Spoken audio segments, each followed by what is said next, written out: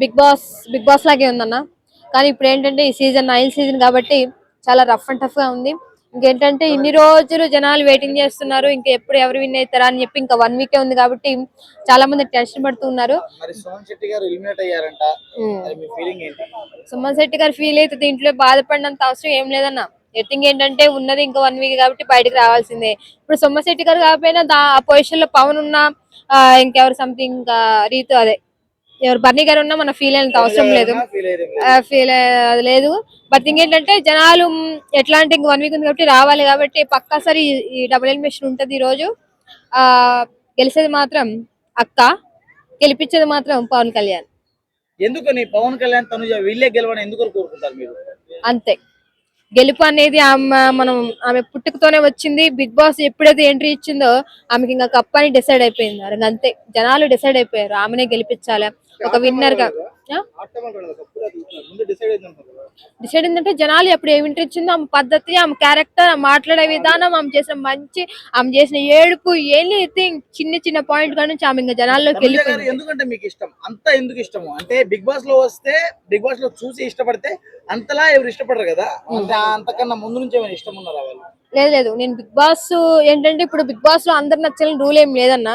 ఎవరైనా ఒక పర్సన్ మంచిగా అంటే మంచి కంటెంట్ చేస్తున్నారు, మంచిగా మాట్లాడుతున్నారు, మంచిగా ఉంటున్నారు అని చెప్పి ఒకరికి సపోర్ట్ చేస్తాను కాబట్టి నేను బిగ్ బాస్ స్టార్ట్ అయిన కానీ చక్కనే సపోర్ట్ చేస్తున్నా. బట్ ఇంకేంటంటే ఆమె క్యారెక్టర్ గా నాకు చాలా ఇష్టం. చాలా మంది ఆమె ఎందుకు ఇష్టం, నీకు డబ్బులు ఇస్తున్నారు అని చెప్పి చాలా మాట్లాడుతున్నారు. నాకు ఎటువంటి డబ్బులు ఇవ్వట్లేదండి. ఆమె గేమ్ పరంగా గానీ, మాట్లాడే విధానమే గానీ చాలా ఇష్టం. అంతే, ఇంకా ఇష్టం అంటే ఇష్టం.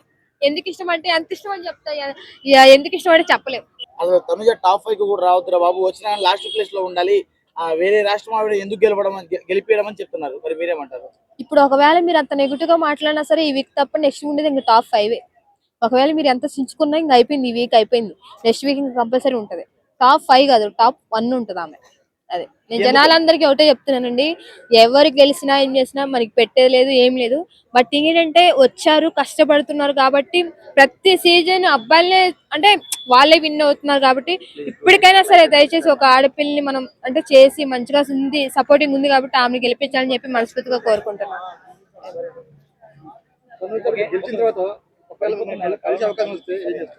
తనుజక్కని ఒకవేళ విన్ అయ్యి నన్ను అక్కని కలిసే అవకాశం వస్తే వెళ్ళి గట్టిగా పట్టుకుని ఒకసారి, ఇప్పుడు తనుజక్క ఏడుస్తుంది కదా, ఆమెను పట్టుకొని నేను ఏడుస్తా. అక్క నిజం చెప్తున్నా, నువ్వు ఇంత కనగా కష్టపడ్డావు, నిన్ను ఎంత ట్రోలింగ్ చేస్తారో, నేను ఎంత నెగిటివ్ గా మాట్లాడినా నీకు గెలిపోయింది వాళ్ళందరూ సమాధానం చెప్తుంది అక్క అని చెప్పి నేనే ఫస్ట్ ప్రౌడ్ గా ఫీల్ అవుతా. ట్రోలర్స్ గా ఒక విషయం చెప్పాలంటే ఆమె నెగిటివ్ గురించి ఎంత ట్రోలింగ్ చేసినా ఆమె మంచి గెలుపుకే. ఒక మనిషి మీద మనం ట్రోలింగ్ చేస్తున్నామంటే అది జనాలకు మంచి అంటే ఇంకా ఆమె అనేది ఇంకా జనాల్లోకి వెళ్తుందని.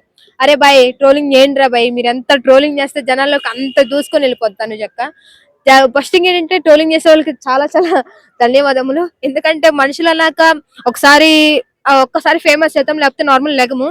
ఆ ట్రోలింగ్ అనేది చేస్తేనే జనాల్లోకి మనం వెళ్తాం కాబట్టి దయచేసి మా తనుజక్క లేపిన ట్రోలిస్ అందరికి thank you so much. Bunny గారా వెన్నుపోటు అని ఏం లేదు, ఆయన సపోర్ట్ ఉంది. ఒకవేళ తనుజక్క ఆయన సపోర్ట్ చేయకపోయినా తనుజక్క సపోర్ట్ మాత్రం ఆయనకు ఉంటది. మొన్న ఏంటంటే సపోర్ట్ చేశారు కదా, అంటే 50% తనుజక్క ఇచ్చారు కదా, అది చాలా అనిపించింది. మొన్న గెలిచినప్పుడు కూడా తనుజక్కని ఎత్తుకున్నారు కదా, అది ఇంకా అయిపోయింది. ఏంటంటే నిజం నిలుచుకున్నారు, ఎవరు కరెక్ట్ గా ఆడుతున్నారు, ఎవరు ఉన్నారు బిగ్ బాస్ లో అని చెప్పి బన్నీ గారు తెలుసుకున్నారు. తనుజక్క మళ్ళీ సపోర్ట్ చేస్తున్నారు. Thank you so much.